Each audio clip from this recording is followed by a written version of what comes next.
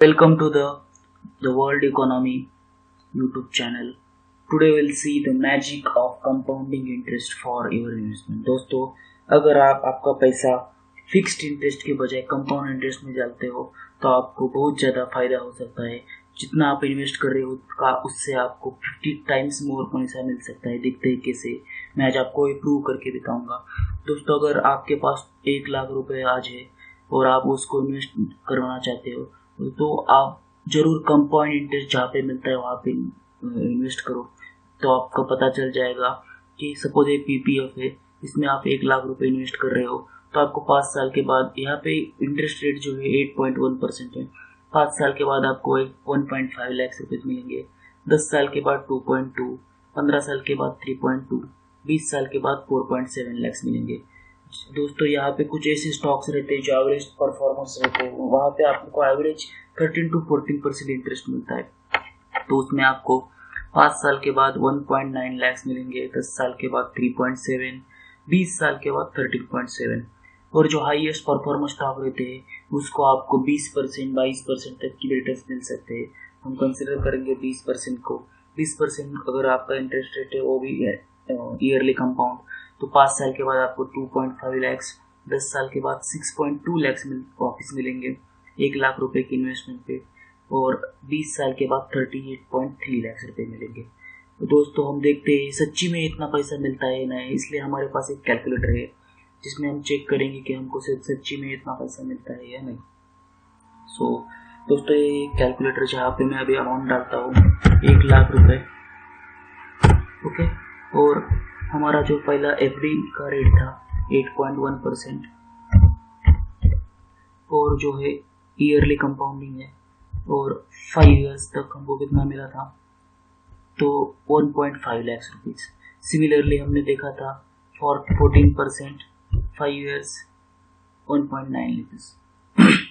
और हम अभी 20 साल को देखेंगे, फॉर 20 इयर्स दैट 8.1%। अगर आप 1 लाख इन्वेस्ट करते हो तो आपको मिलता है 4.7 लाख रुपीज। और अगर आप 14% एवरेज स्टॉक्स में इन्वेस्ट करते हो, ईयरली कंपाउंडिंग है, तो आपको मिलता है 13.7 लाख रुपीज। और आप हाईएस्ट परफॉर्मेंस स्टॉक्स में इन्वेस्ट करते हो, 20% उसका रिटर्न है, ईयरली कंपाउंड है, तो 38.3 लाख। तो आप देख सकते हो दोस्तों कितना डिफरेंस है। Okay, so this way you can get all this things. और दोस्तों, इसमें और एक बात होती है, हमारे यहाँ पे कंपाउंडिंग के बहुत ज़्यादा ऑप्शंस होते हैं। लाइक दिस वे, यहाँ पे आप देख सकते हो options: yearly compound, half yearly compound, quarterly compound, monthly compound. दोस्तों, मंथली कंपाउंडिंग वाले जो फिक्स डिपॉजिट या जो भी आपके सेविंग के ऑप्शन है बहुत कम होते हैं। लेकिन एक बात मैं आपको यहाँ पे बताना चाहता हूँ, आप जो होम लोन लेते हो उसका जो इंटरेस्ट रेट होता है वो मंथली कंपाउंड होता है। तो आप देख सकते हो कि मंथली में कितना ज़्यादा पैसा आपका जाता है, और अगर आप इन्वेस्ट करते हो तो कितना ज़्यादा पैसा आता है।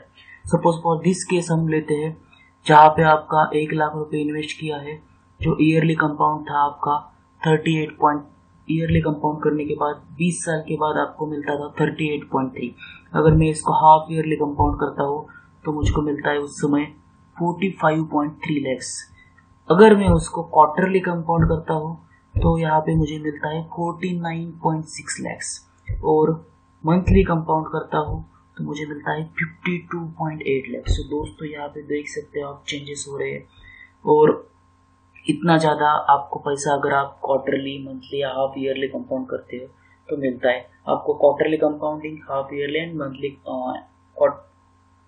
एंड ईयरली कंपाउंडिंग के आपको ऑप्शंस मिलेंगे, मंथली कंपाउंडिंग के बहुत कम मिलेंगे। लेकिन जो आप होम लोन को पे करते हो वो होता है मंथली कंपाउंडिंग। जो आपने अभी देखा ईयरली कंपाउंडिंग में जो यही सब लिखा है, जो एट दी एंड आपको 52 लाख मंथली कंपाउंड पे मिलता है, 49 क्वार्टर कंपाउंड मिलता है। इतने सारे ऑप्शन है। तो दोस्तों, इनमें से आपको compounding yearly, half yearly and quarterly बहुत ज़्यादा ऑप्शन मिलेंगे। मैं आपको बोलता हूँ दोस्तों कि आप इनमें से कोई सी भी अच्छे स्टॉक्स में सबसे पहले तो आप शेयर मार्केट की जानकारी लो, किसी की हेल्प लो, उसके बाद ही स्टॉक में इन्वेस्टमेंट करना, क्योंकि जो इन्वेस्टमेंट होती है वो सब्जेक्टेड टू मार्केट रिस्क होती है। धन्यवाद दोस्तों मुझे सुनने के लिए, and If you like my content, please subscribe me on this channel, The World